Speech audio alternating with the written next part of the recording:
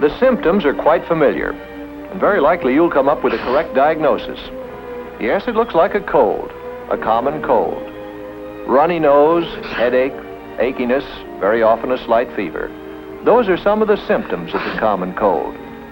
Well, how do we get into that unhappy state? Do we have colds simply because of cold? Because of ice, snow, and low temperature? No. Funny thing about colds, where it is coldest, the inhabitants hardly ever get colds. Explorers tell us that Eskimos are cold-free, unless they come in contact with visitors from outside their frozen world. Then, if it is not just cold weather, what is it that causes so many of us to catch cold? Scientists think that most colds are caused by extremely small microorganisms called viruses. Viruses, and there are many different kinds of them, can be scattered with each particle of saliva and mucus when one sneezes or coughs, for instance. But do not think for a moment that cold-producing viruses are spread only by sneezing and coughing.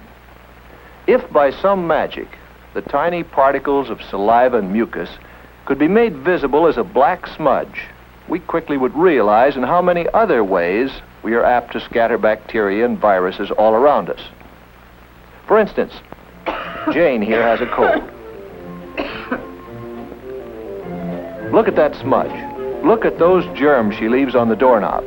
And here's Bob's hand picking them up. Bob, his hand now covered with germs picked up from that doorknob, transfers them to a book. Sue, having the bad habit of wetting her finger to turn pages, carries the germs from the book to her mouth, and then passes them along with a pencil to Anne. Anne carries them home and leaves them on the family's dinner table.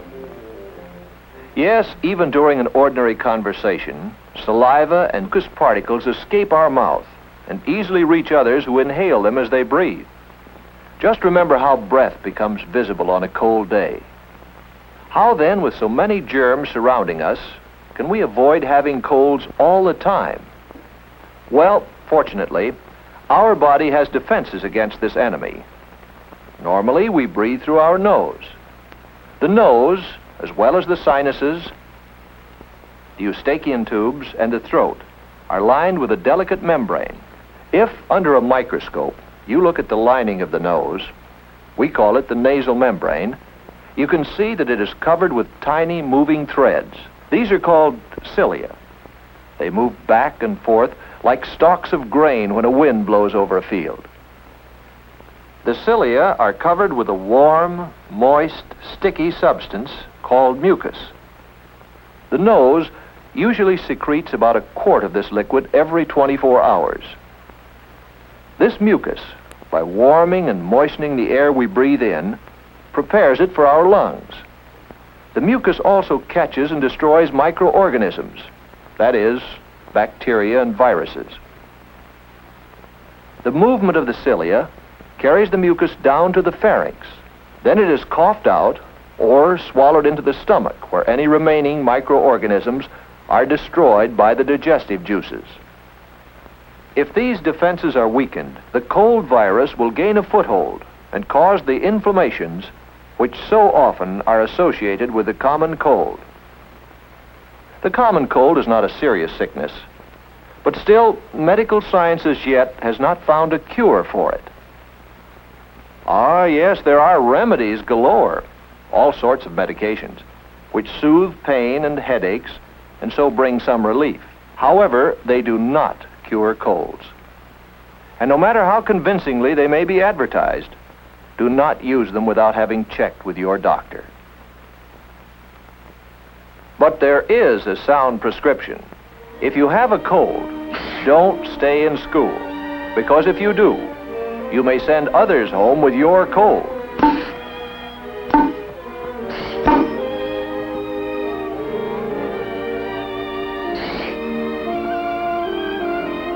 If you have a cold, stay home.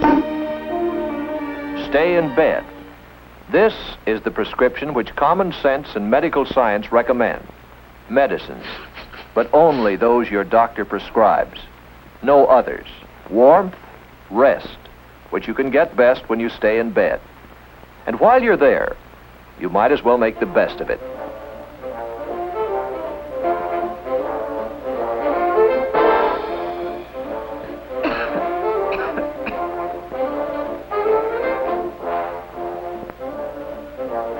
Right. Use tissues instead of handkerchiefs. That way you'll dispose of the germs much better than when you blow them into a handkerchief.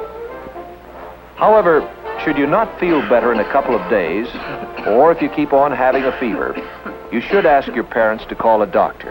You see, what you think is a simple cold could really be the first symptoms of some other disease, such as measles, infantile paralysis, diphtheria, whooping cough, scarlet fever, influenza, and others. However, even if your illness proves to be only a simple cold, it is still important that you take care of it. A cold which is not treated might very well back up along the mucous membrane and so invade the sinuses, the cavities in the bones of the face and the skull. Or the infection may reach the middle ears when it invades the eustachian tubes, which connect the middle ears with the throat. Frequently, the inflammation also travels down the respiratory tract to the pharynx, the larynx, and the trachea. Your throat feels sore and your voice is husky. It travels to the bronchi. You have a bad cough. And occasionally even to the lungs, and that is pneumonia. These are painful complications, and they often take a long time to clear up. The best defense against the common cold and all these other diseases is to keep up the body's natural resistance. To do so, you must eat regularly and well-balanced meals. That is, meat, vegetables, fruit, milk, and so on.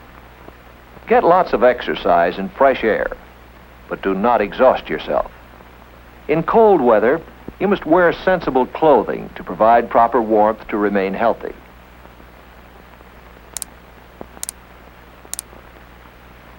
Go to bed at a reasonable hour. While you grow, you need about 10 hours of sleep each night. Sleep recharges the body's energies. Protect yourself against infection. Keep pencils and other things out of your mouth. Never take bites of other people's food. Do not use somebody else's drinking straw or glass, not even within your own family. In the bathroom, for instance, use only your glass. And wash your hands frequently and thoroughly, especially before eating. When you wash your hands, you wash away many of the disease-carrying smudges you may have picked up. But if in spite of all these precautions, you still come down with a cold, let us repeat, take it to bed and stay there until it has run its course. This is the safest way to regain your health and to return as quickly as possible to work, to fun, and to play.